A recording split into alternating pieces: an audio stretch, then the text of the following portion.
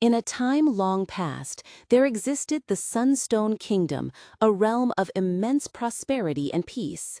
Its wealth was so vast that its ruler, King Theron, made a bold and prideful decision to relocate the capital to the heart of the Great Desert. It was a declaration of power, a testament to his belief that even the most unforgiving landscape could be tamed by his might.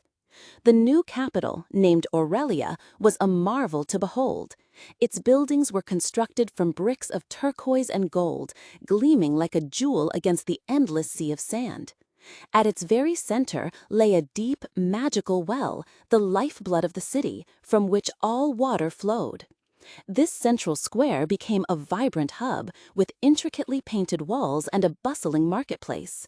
King Theron would often boast that nowhere else in the world could one find such fine goods, hear the laughter of such happy children, or taste such exquisite food.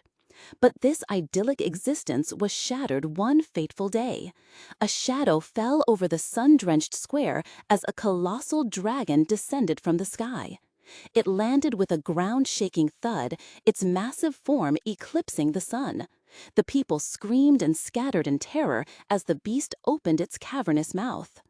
Yet no fire erupted. One might think a dragon that cannot breathe fire is no threat. But this creature possessed a weapon far more insidious. It possessed a breath so foul, a stench so overpoweringly putrid that it was a physical force. Anyone who came too close would collapse, not waking for hours, sometimes even days.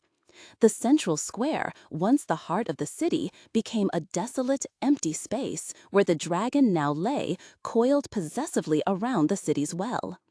"Oh, King Theron," the dragon's voice boomed, "come out and face me." Trembling with fear, the king obeyed. He clutched a damp cloth over his nose and mouth and stood at a great distance, yet the vile odor still made his head spin and his stomach churn. "What is it you desire, O mighty beast? I can offer you gold, silver, any treasure you name." The dragon let out a low chuckle that smelled of decay. "Your mortal trinkets are worthless to me. I hunger, and I do not want your pathetic vegetables. I demand meat." The king commanded his guards to bring the dragon 5 of their finest sheep. The beast devoured them whole, their terrified bleats echoing through the silent city. The king prayed the offering would satisfy the monster and it would leave. But the next morning, the dragon simply let out a thunderous, foul-smelling burp and roared, "More!" And so began the kingdom's slow decay. A sheep was sacrificed each day, and when the sheep ran out, they began to sacrifice their cattle. The situation grew more dire as the dragon's putrid breath seeped into the central well, tainting the city's entire water supply. They were forced to import water at exorbitant prices from neighboring kingdoms. But soon, news of the dragon spread, and no traders dared to approach Aurelia. The kingdom's treasury began to dwindle. Countless knights, brave and valiant, came to slay the beast, sword held high, only to collapse from the toxic stench before they could land a single blow. The dragon would then leisurely consume them, a grim solution that at least made the cattle last longer. Then came the day the royal steward informed the king they had run out of livestock. "There is no other option," the king declared, his heart heavy with despair. "We must hold a lottery. Each day, one citizen will be chosen to be sacrificed." It was a monstrous decree, but they were trapped. The dragon grew more impatient with each passing day. If it wasn't fed, it might unleash the full power of its breath upon the entire city, rendering them all unconscious before devouring them at its leisure. Escape was impossible. The journey across the desert required water they no longer had. Each day a name was drawn, and a family wept as one of their own was led to the square. The king tried to shut his ears to the cries and his eyes to the horror, but sleep offered no escape from his guilt. One morning the lottery was drawn, and the name was announced. When the king heard it, he felt the world collapse around him. It was his own daughter, the Princess Seraphina. "No," the king roared, "I forbid it." But the people, their hearts hardened by their own losses, were furious.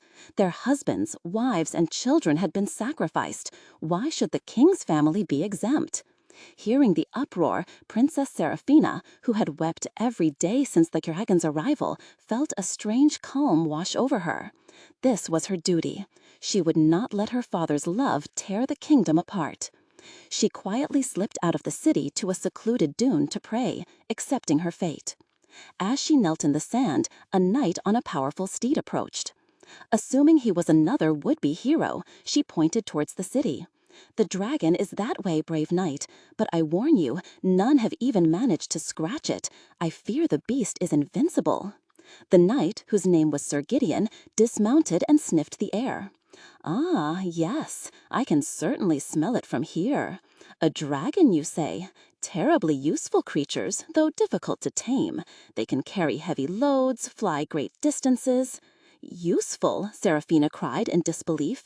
"That monster has poisoned our water, devoured our livestock, and eaten our people. In fact, it is set to eat me today."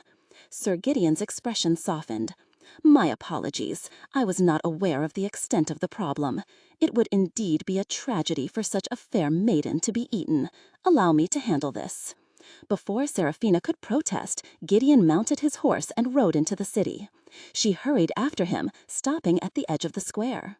She listened, expecting the clang of steel, but heard only conversation. Was this man a fraud? Or worse, was he in league with the dragon? A few moments later, there was a loud, heavy thump. Sir Gideon emerged from the square, whistling a cheerful tune. "Is it dead?" Seraphina asked, her voice filled with hope. "Oh no, that would be a waste," Gideon said casually. "He's merely unconscious. I've placed a collar around his neck. When he awakens, he'll be as obedient as a puppy." Overjoyed and in disbelief, Seraphina rushed forward to thank him with a kiss on the cheek. But as she drew near, she was struck by a smell. It was an odor so overwhelming, so shockingly awful, that her senses shut down. She passed out cold, landing with a soft thump on the sand. "Oh dear," Sir Gideon sighed. Gideon had defeated the dragon using its own tactic. His secret weapon was his own personally cultivated, catastrophic bad breath.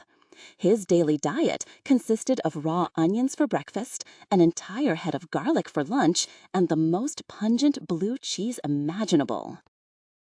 It was a regimen that proved remarkably effective for taming wild beasts, but utterly disastrous for his social life.